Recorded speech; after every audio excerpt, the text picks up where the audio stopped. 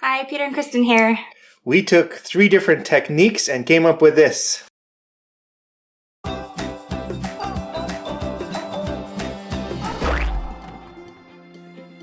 I'm going to first paint a blue shaded sky, a light blue shaded sky over here.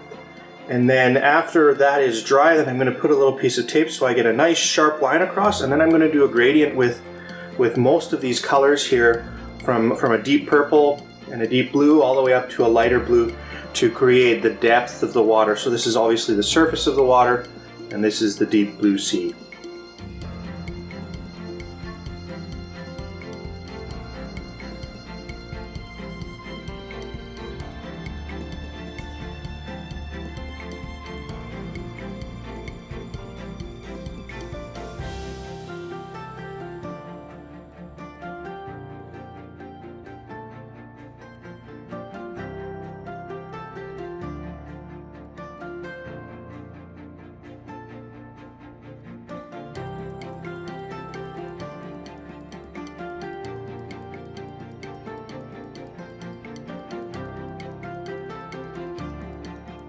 For this painting, I'm going to cover this bottom area with Floetrol, just a thin layer, just brush it on, and then I'm going to pour 3 different shades of brown along kind of a cone shape, and then I'm going to swipe it along, and hopefully it'll make a nice kind of rooty looking thing.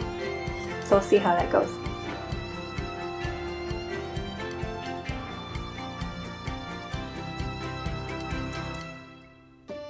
Some of the fun parts about these projects are working together and finding solutions for things that we didn't anticipate. This first swipe came out quite liney, and we were hoping for a bit more of a mix and blend between the colors, and so we went after it and kept on working at it, and then in the end being able to pull out some of the cool roots and stuff like that really made this piece.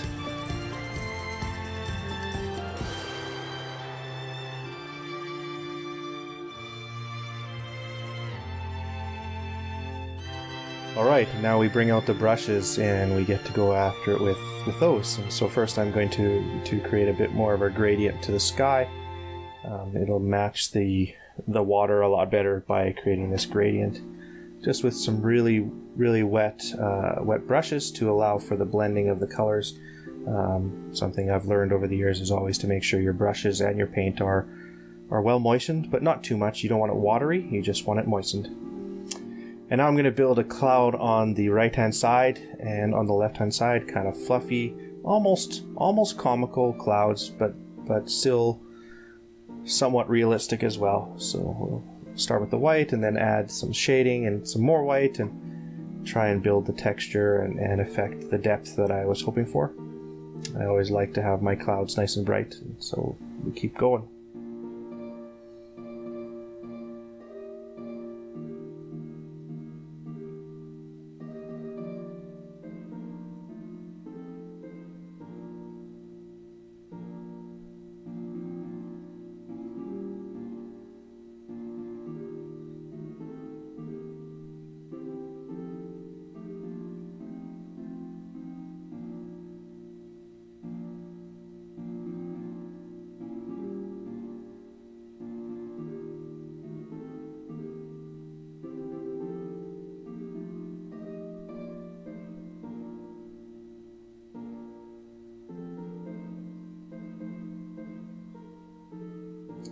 Finishing up the second cloud here, and then just adding a bunch of strokes and wispies and a few more small pieces to the clouds. Just really helps with some of the depth. Making sure you're not always doing exactly the same thing creates the variation. So here we start with a deep green. It's a semi-transparent color, but I put on several layers to help it kind of transition over the blue horizon. And we'll put in a bunch of green layers to really help with the depth of the grass. Here we start with the branches of this tree. I'm having a little fun creating some knots and some rippling textures, a bunch of little branches, just kind of, I guess even a sort of like a bonsai type tree. And we just keep building it first with the dark brown, adding all the branches that we want, and then we just keep going from there. Make sure the roots are going where they want to go. Now, something I decided right about now was I was going to actually use gold as my highlight for the bark. So I've got to put the deep leaves on first, and then I'd add a little bit more highlights and strokes to the branches to put some on top and some behind.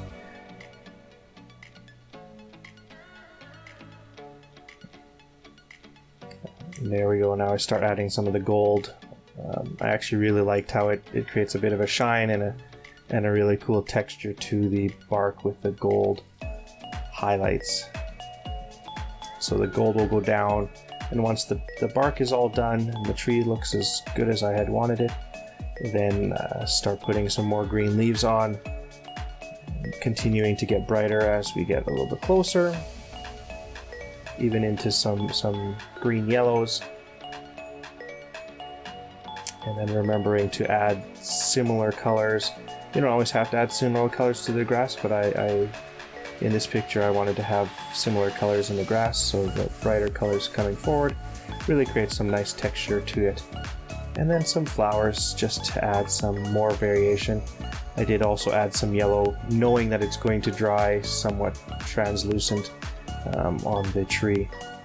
And so here it is finished, just the top, and you'll get to see the whole one here in a moment. It's just a lot of fun to create a 3-stage painting with a variety of different techniques, and there's the final product. Really happy how it turned out.